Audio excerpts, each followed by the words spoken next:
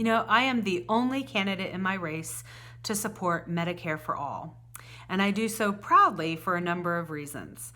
The first is that I believe that healthcare is a human right, that it belongs to everyone and should be denied to no one. The other reason I support it is that it's efficient. You know, I spent over a decade as a Lean Six Sigma Master Black Belt, where I worked all over the world on clinical trials, and that sounds like an awful lot of jargon, and it is.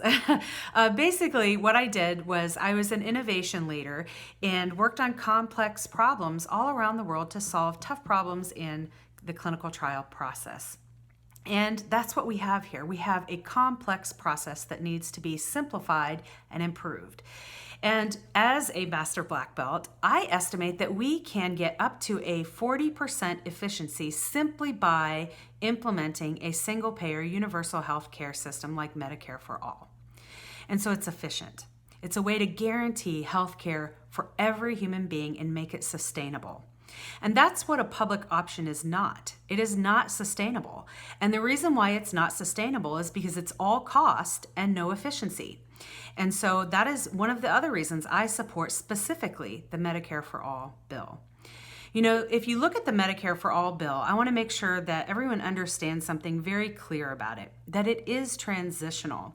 Over a 4-year period, what the bill does is it guarantees healthcare as a human right to everyone in our country by first expanding Medicare to include, for people who are already covered, vision, hearing, and dental. Makes sense, right? That should be part of your health care. And so it expands it so that all Medicare includes that. It lowers the age and brings children into the system. And then over the next 3 years, it continues to add people into the Medicare program until everyone is covered.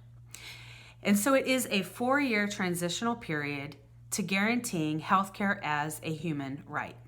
It also eliminates copays, deductibles, and premiums. So no copays, no deductibles, no premiums in the Medicare for All bill. That is what we are talking about. Is there a cost? Yes. The taxes that you already pay would be used to pay for Medicare for All.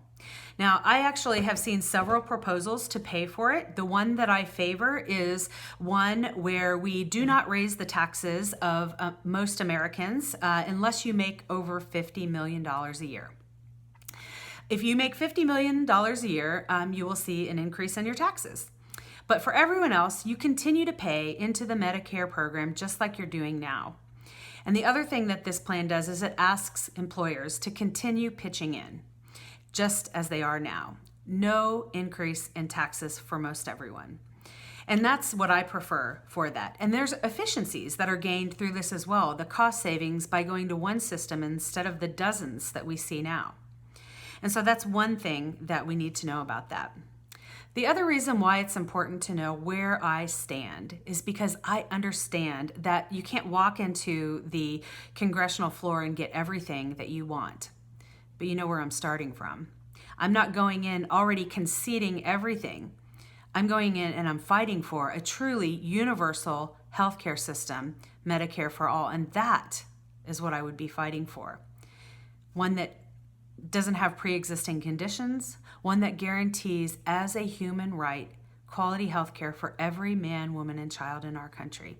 And I'm firm on that. So I just wanted to share that with you. If you support Medicare for all too, share this, tell your friends, and get out the vote. Thanks.